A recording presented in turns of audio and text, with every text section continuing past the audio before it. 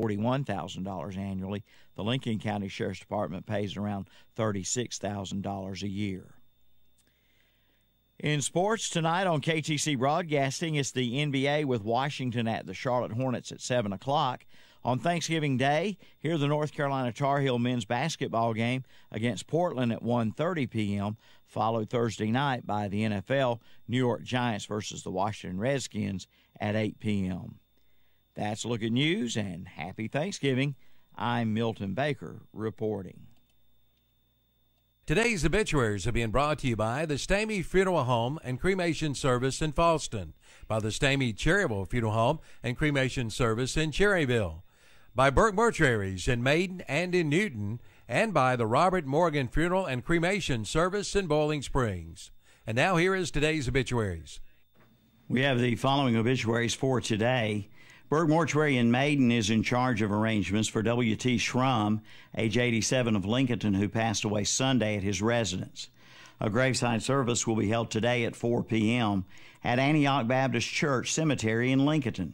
The family will receive friends following the graveside service. Burke Mortuary in Maiden is in charge of arrangements for Harry Douglas Doug Caldwell, age 75, of Lincolnton, who passed away Monday at his residence. A memorial service will be held today at 6 p.m. at Amity Baptist Church in Lincolnton. The family will receive friends prior to the service from 5 until 5:45 p.m. at the church. Memorials may be made to Gideon's International. Burke Mortuary in Maiden is in charge of arrangements for Evelyn Marie Gilbert Rader, age 72, of Lincolnton, who passed away Monday at her daughter's residence. The funeral service will be Saturday at 3 p.m. at Burke Mortuary Chapel in Maiden. Burial will follow in Forest Lawn Cemetery in Lincolnton. The family will receive friends prior to the service from 2 p.m. till 2:45 p.m. at the funeral home. Burke Mortuary in Maiden is in charge of arrangements for Mary Catherine Elaine Tate, age 58, of Lincolnton, who passed away Sunday at Lincolnton Rehabilitation Center. A memorial service will be Sunday at 3 p.m. at Covenant Bible Church in Lincolnton. The family will receive friends from 2 p.m. till 2:45 p.m. prior to the service at the church. Stamey Cherryville Funeral Home and Cremation Service in Cherryville is in charge of arrangements for Kay Sandra Buchanan, age 66, of Dellinger Circle, who passed away Monday, November 20th, at Carolina Continue Care Hospital in Kings Mountain. Services for Ms. Buchanan will be private. Stamey Cherryville Funeral Home and Cremation Service in Cherryville is in charge of arrangements for Ted P. Sane, age 62, who passed away Monday at his residence. A celebration of life service will be Sunday at 6:30 p.m. at First Wesleyan Church in Cherryville. The family will have a time of visitation and fellowship following the service in the fellowship hall. Burial will be private. And that concludes the obituaries for today. For over 100 years, the Stamey Tysinger Funeral Home in Falston has been providing services to families of our community with care and compassion. And now the Stamey Funeral Home has added the Cremation Center along with a new name, the Stamey Tysinger Funeral Home and Cremation Center. The Stamey Tysinger Funeral Home and Cremation Center on Highway 182 in Falston, and the Stamey Funeral Home in Cherryville, located on Dixie Street in Cherryville, serving you with care and compassion in your time of need. The Robert Morgan Funeral and Cremation Service, formerly Robert Morgan Funeral Service Licensee, is proud to announce that after several years of service to Cleveland and surrounding counties, they now have a full-service funeral facility located at 132 East College Avenue in Bowling Springs. It includes state-of-the-art appreciation facilities and multiple visitation areas to accommodate their families' needs and requests. They have also partnered with Trinity Baptist Church to offer a chapel to families that have a need for use of a chapel for their arrangements. The Robert Morgan Funeral and Cremation Service, LLC, 132 East College Avenue in Bowling Springs. Call 704-300-2343 or 704-538-8080 or visit the website at rsmorganfsl.com. In 1981, Burke Mortuary was established by a group of men who shared the same goal: local people serving the community with dignity and understanding. More than 29 years later, that goal has become their reputation. Today, Burke Mortuary in Maiden still serves both Lincoln and Catawba counties with personal service and competitive prices. Contact Mitchell Turner at 828-428-2460 for your pre-planning and funeral service questions. Today's obituaries have been brought to you by the Stamey Funeral Home and Cremation Center in Falston, by the Stamey Cherryville Funeral Home and Cremation Center in Cherryville, by Burke Mortuaries and Cremation Center in Newton and in Maiden, and by the Robert Morgan Funeral and Cremation Service in Boiling Springs. Hi, my name is Susan Carswell from Ace Hardware Embroidery in Cherryville. You are listening to Tim and Ken, the best in sports, right here on KTC Broadcasting.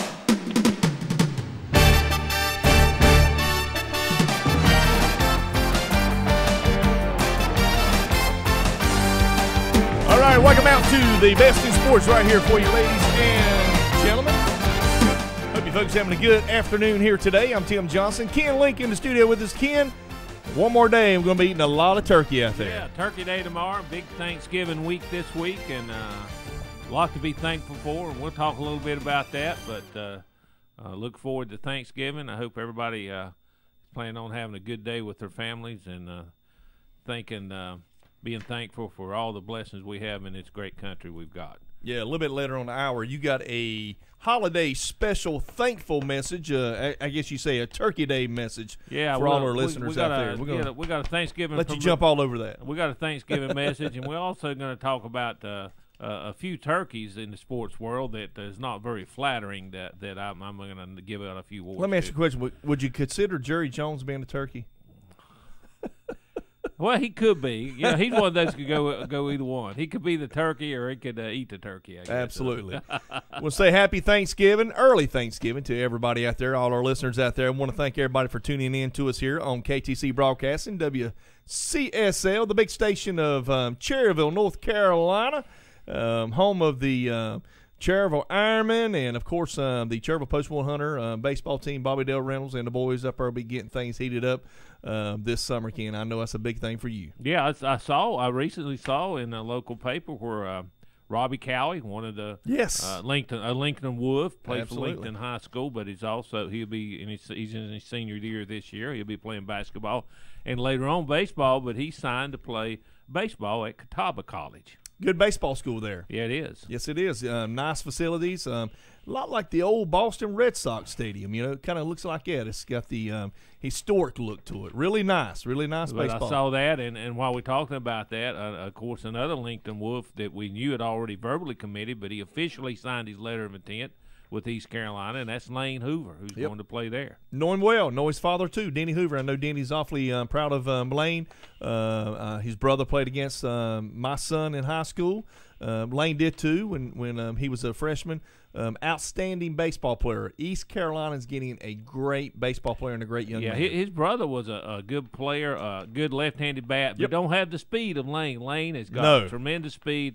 A tremendous outfielder. Yes, he can. He can cover the field, and he can hit the ball. So that East Carolina is glad to get him. Yep, two outstanding young men. They'll be playing for Cole Sigmund this year for his senior, their senior season there at Lincoln High School for the Wolves. So looking forward to covering Lane and of course Robbie Cowie and all the other Lincoln County baseball teams as well, Ken.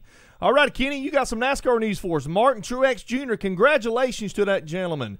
Won the 2017 NASCAR Championship by winning the final race of the year at Homestead Miami Speedway. Kyle Busch finished second, Ken. Yeah, that was a good race. You come down to them last 30, 40 laps, a lot of strategy gives into play, and as it turned out, I thought Kyle was going to run him down, but he got within about 10 laps left. He got moved up into second place, but he couldn't gain any more on him, so he just couldn't get him. So Truex, who was the most dominant driver this season on the circuit, won more races than anyone, and it was probably good that he won it because he deserved it. Yes, congratulations to him. I mean, what a great ambassador for the sport of NASCAR. He's been in racing for a good while, Ken. Yeah, and it's sort of a heartwarming story. His longtime girlfriend, who's had some cancer and had been under treatments and stuff, and so they were a happy bunch when they all won that. He'd been through a lot. So congratulations to Martin Truex. He's been racing for 12 years, his first championship. Big congratulations to him. High school football playoffs, third-round games involving area teams. The 1AA bracket, Ken, the Bessemer City Yellow Jackets last week defeated Swain County 26-20, and Mount Airy defeated Polk County. So Bessemer City will be taking on Mount Airy, the number 1 seed in that bracket, Ken. Yeah, last week there was some folks predicting the outcome of that Bessemer City Swain County game. A lot of folks was saying that Swain County was favored in that game, but Bessemer City was a tight game, but they scored last and won that game, and they're going up to play toward up, a little bit further up toward the mountains, Mount Airy, which is up, I think about probably an hour and a half, maybe 2 hours away from Bessemer City, up toward the mountains a little ways, and Mountain Airy is undefeated. They're 12-0. And the number 1 seed, so we'll see what Bessemer City, the number 4 seed, has with them. Now, we know Bessemer City's played some tough competition around They have. And they're a really good football team on both sides of football, offense and defense. So good luck to the Bessemer City Yellow Jackets, and we hope they go very far within the playoffs. Hope they go all the way to the state championship. Somebody was telling me this is probably their best team since they have, since 1994? Yeah, probably is their best record, and they certainly, I don't know whether they've advanced this far in the playoffs or not, but third round's pretty far, and got a good task in front of them. But they played well, and they've got a good team. They play good defense, so they could go up there and pull the upset. And so the final round, the 4th round, before they get to the state championship, East Surrey, number 7 seed, will be taking on Murphy, the number 6 seed, and the winner of that will play the winner between Bessemer City and Mount Airy. Is that correct? That's correct. So that'll be the 4th and final round before you go to play for the state championship. All righty, Kenny. So actually, Bessemer City could actually be playing home if they beat Mount Airy. They could have that final home game because both of them are 7-6 seeds. That's correct. So that'll be exciting. So hopefully, if they do correct. that, we're gonna go. We'll check that game out. If they can beat Mount Airy, they come back home to play. Yep, for the state championship. Yeah. All righty, before going to the state championship. All right, so the 1A Thomas Jefferson Academy, 11-1, number 3 seed, defeated the number 2 seed overall Cherokee, who was 12-0. Thomas Jefferson defeated Elkin 55-34. They will play Cherokee, who defeated Union Academy 58-35. Yes. Now, Thomas Jefferson's a pretty good football team. Well, they're 11-1, and they tied for that Southern Piedmont 1A championship with Bessemer City. So they've got a good team there. They're in the 1A division, and they scored a lot of points last week against Elkin. Cherokee did too. Cherokee's beating Union County 58-35. So you got 2 high-scoring offenses locking up there in the mountains, and we'll see what happens. So Thomas Jefferson, can they pull the upset over Cherokee? And if they do, Ken, I mean, Robbinsville and Mitchell. Is Mitchell the best team in the state in 1A? I don't know. Well, let's put it this way. In the West, maybe. There's a 1A team that's pretty good in the East. Really? Called Tarboro. Tarboro, yes. Yes. Yeah, we know a little bit about Tarboro, don't we? And they're probably the overall seed in that 1A bracket. But Mitchell's the best one in the western side as far as the highest rated team. So it's Thomas Jefferson and Cherokee coming up this Friday night, and then the winner of that would take on Robbinsville and, of course, Mitchell. All righty, Ken, 2AA, the big football game this past. I'll tell you what, let's wait before we get to that. Shelby will be taking on Mount Pleasant. Franklin will be playing High Brighton. Now, High Brighton's local. They're, Morgan area. Yeah. They're local around our area. High Brighton, Franklin. Who you got, Ken? I got High Brighton. Yes. Both of them are undefeated at 13-0. I see that. Franklin's a number 3 seed. High Brighton's a number 2, so they got to play at High Brighton. Because of playing at home, I'm going to give High Brighton the edge. Got you. So High Brighton right now is home all the way through the playoffs. Yes, until the state championship game. Yes, they are. All right. Now, speaking of Shelby and Mount Pleasant, we know a little bit about Mount Pleasant. You went and saw Mount Pleasant with East Lincoln in the first round of playoffs, and they're a really good football team. Now, Shelby, number 8 seed, 4-time defeating state champion in the last 4 years, beat the number 1 seed, South Point, who nobody thought could be beat. At South Point. At South Point. What an impressive victory. Ken, they just didn't – Ken, you talking about beating them, Ken. The week before that, Ken, or 2 weeks before that, they played South Point at South Point. Yeah, the final regular season game. And we were told that South Point could have beat them worse. But yeah, they beat them 35-15, and they said, hey, it could have been even worse than that. Well, evidently them boys went back, and of course we know how Shelby is. Oh yeah, they're playoff team. They're 4-time state champion, and even though South Point's the state champion, Shelby expects to get in the playoffs and win. And they went back. They made some adjustments. They said, boys, now this one counts. And guess what? They won the one that counted. Ken, I mean, to go to South Point and what Shelby did to South Point was pretty impressive. And the game was close. The final score was 33-23, but that was a back-and-forth game. And finally, actually, South Point scored to go ahead. And Shelby came right back and scored again to take the lead. This was all in the last 5 minutes. and then they kicked off to South Point again, and South Point fumbled the kickoff. And as a result of that, they was able to tack on another touchdown. But it was close. I mean, it was a back and forth. So Shelby, so in other words, South Point made mistakes. And they Shelby made some mistakes at the end, but it was a back and mistakes. forth game until that last final 5 minutes, and Shelby made the plays to win it. And that's what you got to do. Can High Brighton or Franklin or Mount Pleasant beat Shelby? No, I don't think so. I don't think there's anybody in that bracket on the west side that can beat Shelby. And I think once they get through the west side, there's nobody on the east side that's got anything for them. So we're looking at 5-time state champion. I Possibility. think we are. Now, Possibility. I'm not claiming to be the expert, Tim, on the eastern side.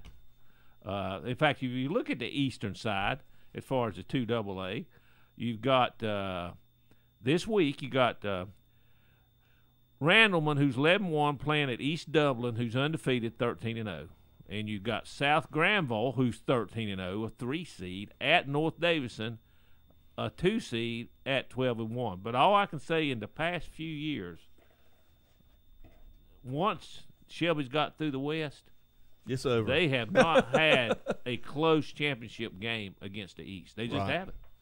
Yeah, I mean, they're just so dominant, Ken. They got so much speed. And their defense, a lot of people were saying, and even myself said, that their offense is not as good as what it has been in the past.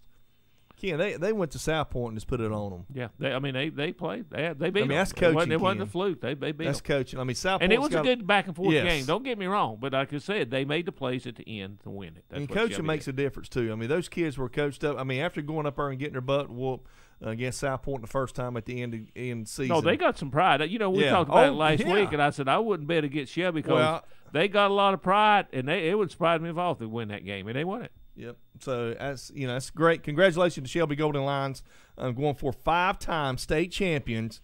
They're number 8 seed in the West and 2AA, and they're taking on Mount Pleasant at Mount Pleasant, who was the number 4 seed, who defeated East Lincoln, and then they defeated Fred T. Ford last week, I believe it was. Ken, is that correct? Yes. And now they're going to be playing Shelby. And that ought to be. And I've seen Mount Pleasant play, and they've got a good team. Don't get me wrong, but I think Shelby defense will slow their offense down, and I just don't think they've got enough to beat Shelby. They got a few good athletes. Shelby got athletes all over that field, Tim. Now, if you look at back in the early season when Newton Conover went to High Brighton, I think I can't remember fourth game or fourth game of the season.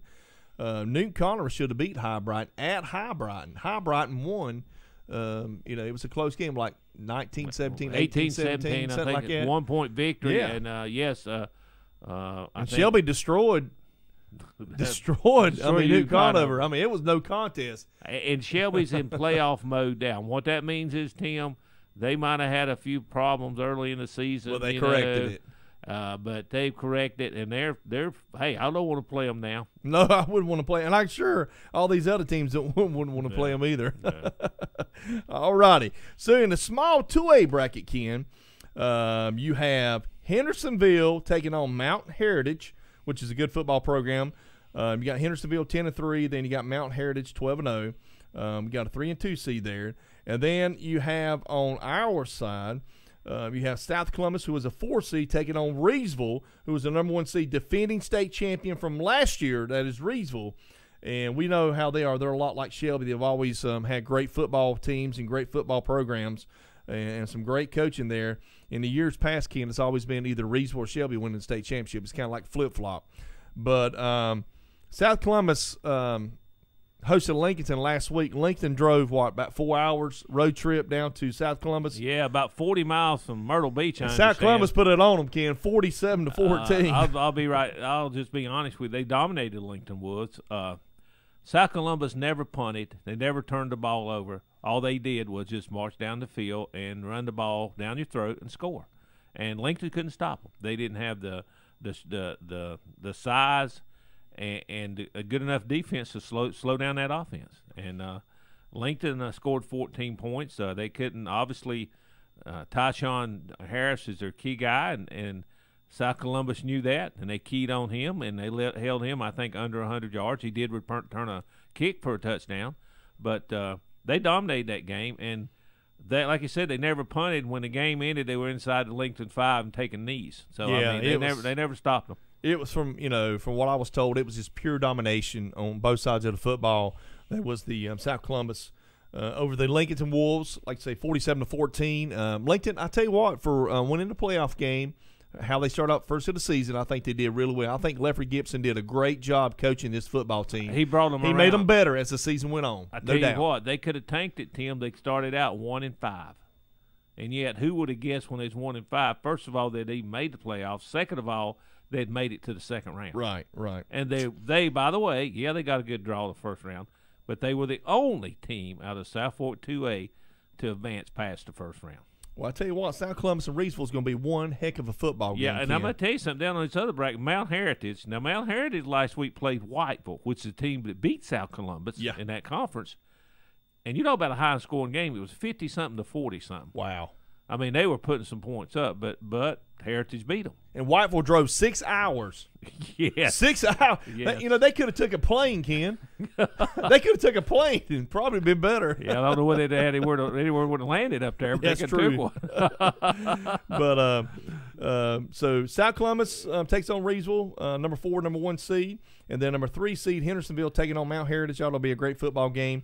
And in the 3A bracket, congratulations to Kings Mountain, Ken. And I tell you, Ken, Kings Mountain, number 2 seed, taking on J.M. Robinson, number 3 seed. That's going to be a great football game. Kings Mountain defeated Rockingham County 53-7. Robinson defeated Crest Chargers 24-21. That was a great game too. Yeah, and I know. Looking at it, I think Kings Mountain's got a good chance of advancing. They've defeated Crest in their conference, and I think they can beat J.M. Robinson, and I think they will. And if they do, they probably going to end up Charlotte Catholic. With Charlotte Catholic, who's undefeated. That's what it looks like. And the number 1 seed and ranked as the number 1 3A team in the state. But I'm going to tell you something. Kings Mountain got a good team. Anybody that plays Shelby to OT and could have won the game, I would not say that Charlotte. I got a lot of respect for that Charlotte Catholic program. They got a great program. They got kids coming in there. They got previous Panthers over there trying to coach them. But I tell you right now, I would not say Kings Mountain can't go in there and pull an upset if it ends up that way. But first, they got to get by J.M. Robinson. They do. So that ought to be a great football game, Ken. So some good football this weekend. All right, Kenny. Also, let's see here. Let's talk a little bit of college football before we take a break. College ACC football. The Miami defeated the Hurricanes. The Big U still undefeated. Defeated Virginia 44-28 to remain undefeated. Clemson defeated Citadel 61-3. Now, Ken, that's 2 really good football teams. There's in your top 4 and also NCAA top 4 as well. Yeah, those are the 2 best ACC conference teams. There's no doubt about that. And Miami, who nobody at the beginning of the season thought would be there, are still undefeated. And they seem to have got stronger as the season rolled along. So they're sitting right there, Tim. Now, I think they play Pittsburgh this week. They win that game, then they'll win that. They got the Coastal Division and the other division. And guess what? Clemson going to win one, and Miami's going to win the other one. So they will be meeting in the ACC championship game in 2 weeks. You know, we were talking earlier before we went on air, Ken, about the about the game. Some of the games coming up this weekend. You got Alabama and Auburn. Going to be the big Iron Bowl at Auburn.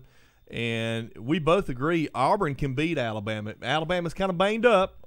Yeah. So don't be surprised if Auburn don't beat Alabama, and don't be surprised if Clemson beats Miami. And Miami's playing really great football, but we know Clemson's got a really great defense too. Yeah. And we were talking about given this week's game and then the conference championship games the following week, things could really change at the top here among the first 4 or 5 teams. Ohio State, remember we marked Ohio State. Don't be surprised. They're at number 8 now. They're 9-2. With a 2-game loss, don't be surprised if Ohio State's not in the top 4. Well, you never know. By the end of the season. You never know. I mean, you see how it washed it out. But, with a 2 loss. Yeah. Don't right be now, I surprised. mean, the Carolina, the college football playoff rankings, they actually rank it every 2 weeks. I think they ranked it, I think it was yesterday. They have Alabama as a top team, Miami 2, Clemson 3, and Oklahoma 4. So if you started the playoffs today, those would be playing for the national championship. But, Tim, that's going to change in these next 2 weeks probably. Now, Kenny, I want you to explain to me why Chaz Surratt, the quarterback there at Carolina, why he's not the starting quarterback at Carolina. I want you to explain to me. And I see where you had him against Western Carolina. Chaz was in a backup role as the quarterback for the Carolina Tar Heels. They had this other kid in there, the Elliott kid. He ran, Chaz ran for a 59-yard TD, and then he was 2 for 2 on passing, including a TD. Yeah, he ran once and went for a touchdown. Now, that don't sound like a lot, but I want you to explain to me how a 6'3" kid, 220 pounds, and nothing toward Elliott, 5'10", and you got Chaz, who was he was the National Player of the Year. Is that correct? Or he was the in a parade, national parade all the year. Yeah, and then he was North Carolina without a doubt Football Player of the Year too. I don't understand this, Ken. Well, my only explanation, Tim, is Fedora don't know what he's doing. I'm sorry. Hey. I mean, it's obvious, and we may be a little prejudiced because he's from this area. We've seen Chaz, but I've seen Elliott play, and I've seen Chaz play. Tim, there's no comparison. I've seen them both play. Chaz got a better arm. Chaz, I think, makes better decisions, and he certainly can. His legs is better than Elliott. So I don't understand it. We'll see what happens next year. This year we got NC State this week, so I imagine he'll start Elliott again, and he'll probably throw 3 interceptions, and maybe Chaz will be in the game before it's over. You got the Wolfpack beating Carolina? I do. I do too. All righty, you're listening to Ken Link and Tim Johnson right here on the Best in Sports on WCSL 1590. We'll be back after these sponsor messages right here on the Best in Sports. The only station you need at work. All day long. Constantly. Big O Country, WCSL 1590 AM, Cherryville, Gastonia. Online at KTCBroadcasting.com. I'm Calvin Hastings, and I want to invite you to join the boss as we broadcast live this Saturday, November 25th, during the Small Business Christmas Expo at the James W. Warren Citizen Center on West Main Street in Lincoln. It's free to the public, and it's a chance for you to shop local. Sponsored by Turner Hauser Insurance Group in Lincoln and hosted by Wendy Peeler and Molly Boland. It'll be Saturday, November 25th, 11 a.m. till 4 p.m. at the James W. Warren Citizen Center on West Main Street in Lincoln. And join us for our live radio remote broadcast and register to win some great prizes. So shop local and plan to join us for the Small Business Christmas Expo, Saturday, November 25th, 11 a.m. till 4 p.m. at the James W. Warren Citizen Center on West Main Street in downtown Lincoln. The Lincoln Christmas Parade is this Sunday afternoon at 4 o'clock.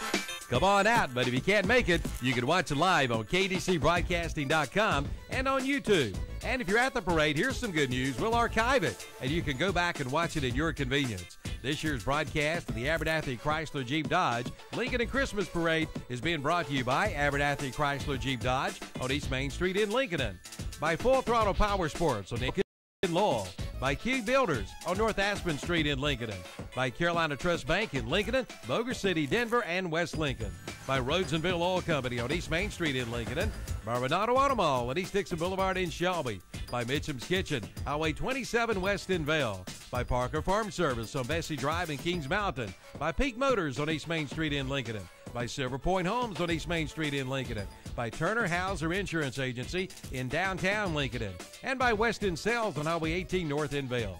So plan now to join us for this year's Abernathy Chrysler Jeep Dodge broadcast of the Lincoln and Christmas Parade. It starts Sunday afternoon at 3:45.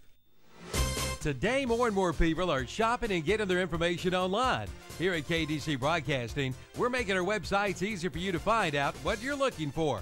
At ktcbroadcasting.com, you can listen to all 3 of our radio stations, plus watch live video of high school sports, American Legion Baseball, Christmas parades, and other special events.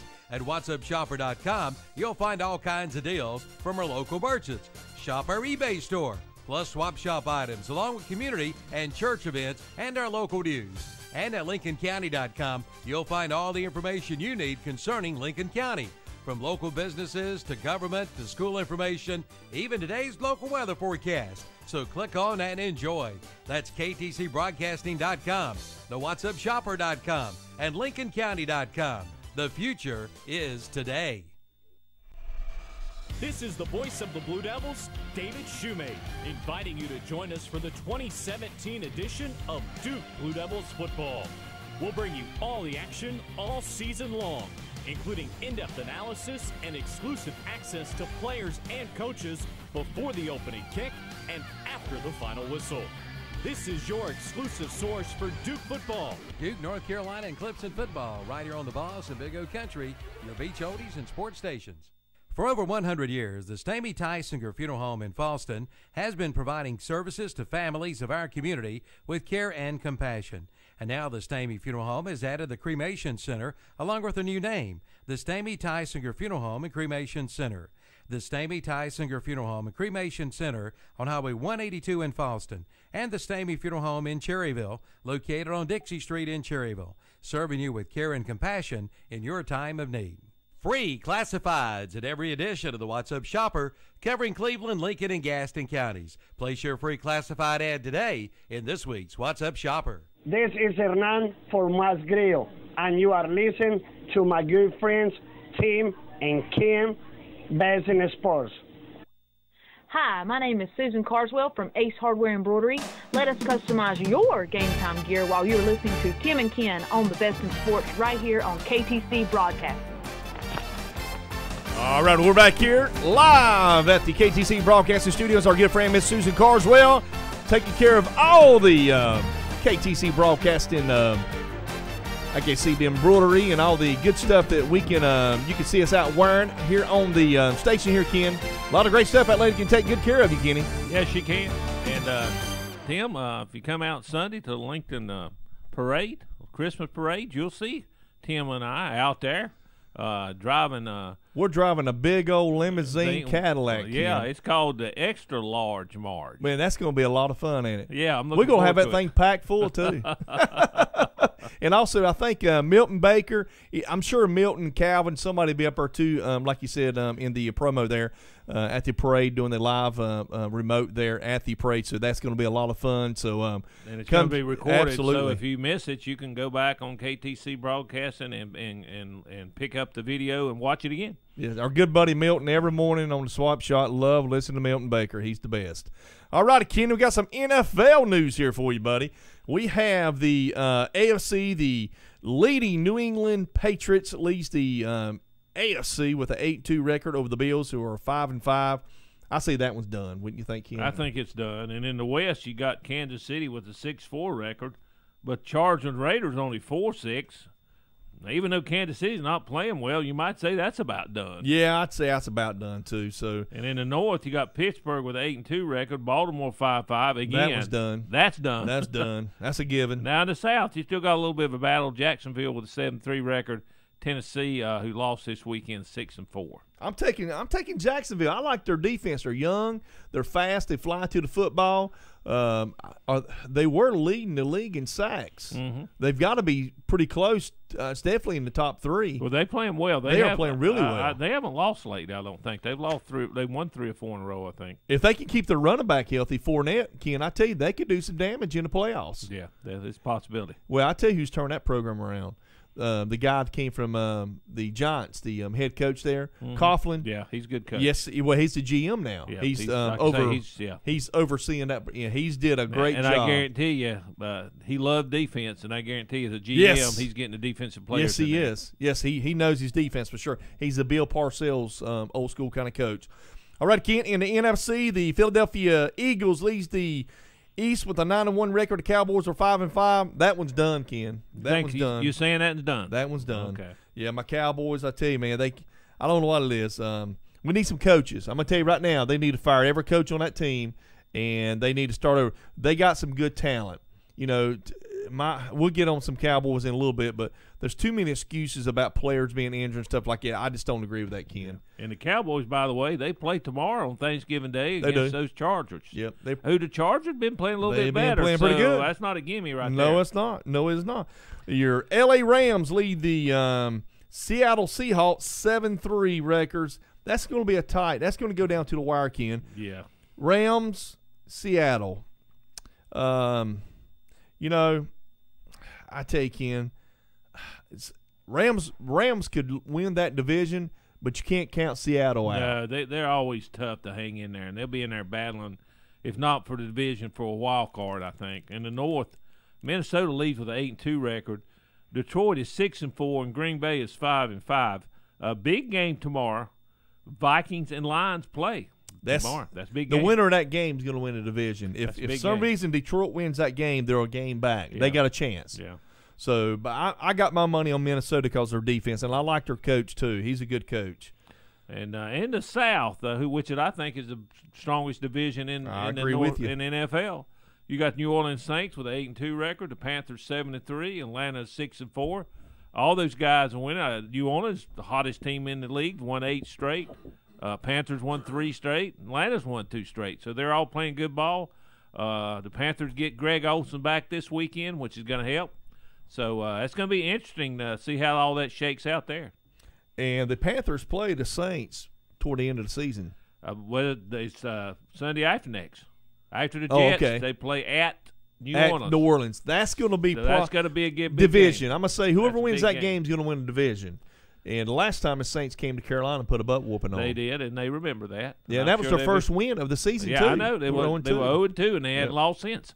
But Carolina, I tell you, Carolina's defense, they got the best defense in that conference, hands down. They do. They're a top 5 defense. So, you know, defense wins championships. Can Carolina's offense put enough points on the board, you know, to beat New Orleans? Because New Orleans is going to put – listen, their offense is real – Ken, listen to this, Ken.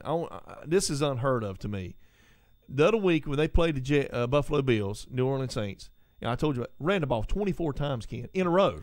Yeah, because he couldn't be stopped. 24 times, Ken. But they got a good running attack. But they let in Breeze. Breeze could have sat on the sidelines. But when they play Carolina, this is what Carolina's going to do. They say, okay, we're going to shut down your run and make Breeze beat you one-dimensional. Now, Breeze can still beat you. Don't get me wrong. Once you shut down the run, that don't mean you got to New Orleans because they got Drew Brees. But you got to shut down the run. You can't have both those things working well. Right. And Sean Payton's such a great coach, Hall of Fame coach in my book. Great coach. Yeah. All right, Kenny. Let's talk a little bit about some of the off-field news in the NFL, Tim. Well, your boy, your owner there at the Cowboys, Jerry Jones, he says he's reconsidered, and now he's not going to sue the other owners. I wonder why. Goodell's contract. I wonder what made him reconsider. I don't know. He's catching a lot of bad press. I know that. Well, there was word going around that I heard that he sent a memo, or he was going to try to contact all the owners and try to get, like, if he could get 17 of them, I think it was 17, I believe it was, to maybe side with him, then he was going to go through with it. Yeah, so I guess he couldn't get that many. Yeah. But on a related note, Goodell wants a $20 million raise, his own private jet, and a lifetime for him and his family. Lifetime benefits. Now, Tim. Now let's tell him out there what he's making right now. He's wanting a $20 million raise. This is not $20, Ken. Yeah, he's making $30 million now. So he wants $20 million raise, a private jet, and lifetime benefits. This is a guy who's had some bad decisions, and NFL is attendance has dropped the last 2 years and still dropping now. Does he deserve this? Well, look at this one, Ken. he's got football in the other country, in the other world now. Yeah, I know. I don't agree with that. Well, I don't agree with that. Football is United States. And it doesn't help when he plays a game over there and some of his players disrespect the national anthem, but then stand up for that country's anthem. For that country's like Marshawn Lynch did. And in did Mexico. Did he not praise those players that took a knee? He praised them. He did. So here you got an owner. I mean, not owner, but you got a commissioner. A commissioner over the league, like the president. And he is without a doubt saying, "Hey, it's okay. You do what you want to." Yeah, and word is now that he's in favor of a change next year to solve this problem by not making all the players stay in the dressing room until the national anthem is completed. That's his solution. They're not going to change the rules this year, but they're saying that's what he favors to change next year. So they don't have to come out. Yeah, that's what they're saying. Now they'd have to be voted on. So he thinks by doing that he's going to nip it in the bud. Yeah, he's going to nip it in the bud, which I think that's not the right solution. Let me ask you a question. What if the fans stay on outside the well, that's what if they bring TVs and stuff like that and sit outside the stadium and watch the football game and just don't come in? Yeah, well, that's the risk he takes, that he gets more fans that are against what he does. And against the NFL. We need a commissioner. Yeah. We need a new commissioner. College basketball, Tim. College basketball, several tournaments I see, Ken. Well, there's two big tournaments. This is the first time they've done this. They call it the PK80, and I thought, what in the world is a PK80? Yeah, what is that? This guy, Phil Knight, who is CEO of Nike, actually founder of it, he's 80 this year, and so he's named it PK for his initials, 80. He's got two tournaments going on. Each one of them have 8 teams in it, and they'll play, and they'll have a champion that come out of those tournaments. They won't play each other. They'll just have 2 different champions. But he's got 8 teams in each one, so you got 16 teams, Tim, and it's some of the best teams in the country are playing. The Carolina plays tomorrow afternoon at 2:30. They're in a bracket with their tournament's got 8 teams in it. Carolina, Portland, Arkansas, Oklahoma, UConn, Oregon, Michigan State, and DePaul. Some very good teams. Duke's in the other one. Portland State, Duke, Butler, Texas, Florida, Stanford, Ohio State, and Gonzaga. So you got some of the best teams in the country in these tournaments. If the play starts tomorrow, they play tomorrow, Friday, and then is it on TV? Yes, ESPN's got most of these games. Right. And they'll be off Saturday if the winners will, and so they'll play the championship game on Sunday. Ken, I want to skip something, go to Major League Baseball awards. I see where you have the American League Most Valuable Player, Jose Altuve, which you called at. Yeah. And the National League MVP was Giancarlo Stanton. And was he traded? Not yet, I don't think. There's a lot of trade talk. Okay. St. Louis, I think St. Louis Cardinals. There's a lot of folks wanting to trade for him, but I don't think it's happened yet. And then you got the American League, which is Cy Young, Corey Kluber, and the National League was Max Scherzer. So both of those are two-time winners. Now, Ken, we was talking about also in between the break about LeVar Ball. Yeah, let me say this. This is Thanksgiving time, and I've got I just want to put out some turkey awards. Now these awards are not for good things. These are not flattering awards, Tim. I think we need to add Jerry Jones to that. What do you think? Well, we could. There's a lot of good candidates, but this is my 2017 Sports Turkey of the Year award. Everybody, listen up to this, okay? Now this is a special. It's Ken's 2017. Sports Thanksgiving Turkey of the Year award. And the first turkey is Roger Goodell, and he's awarded the Fattest Turkey Award. Yeah. And he's awarded this award for wanting a much fatter contract despite all his failings during the last couple of years on the job. Here's another turkey award. This one goes to LeVar Ball. This is the Butterball Turkey Award. Yeah, that's good. And this is just for being himself, which is a complete idiot. He's a complete idiot. Yes, he wanted Trump to put them 3 boys on a plane, carry him to 2 more countries in Asia before he came home. That's what he wanted. And then he's going to tell security to keep an eye on him. Yeah, unbelievable. And this one, I just almost I hate to miss because it is disgusting. Larry Nassar, the most disgusting turkey award. And Tim, this is the USA gymnastics doctor who just pleaded guilty today to all charges for molesting over 130 girls. That's sad. Between 1998 and 2015. It was a plea bargain. I think he gets 25 years. I don't know whether he'll die of natural causes before that, but I don't think folks like him are liked very well in the prison. I think he'll die of other causes before then. Yeah, you're probably right. But anyway, that's all I'm going to say about that because that's disgusting. Just a message, Tim. This is Thanksgiving time on a positive note. Be thankful for the many blessings that America has given to you.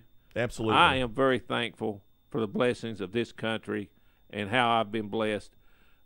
Set example by acting grateful, respectful, and patriotic, whether it's in everyday life or if you're participating in sports. It'd be good if a lot of our professional athletes saw things that way. So that's what we should do. And my last message is eat some turkey, but don't be a turkey.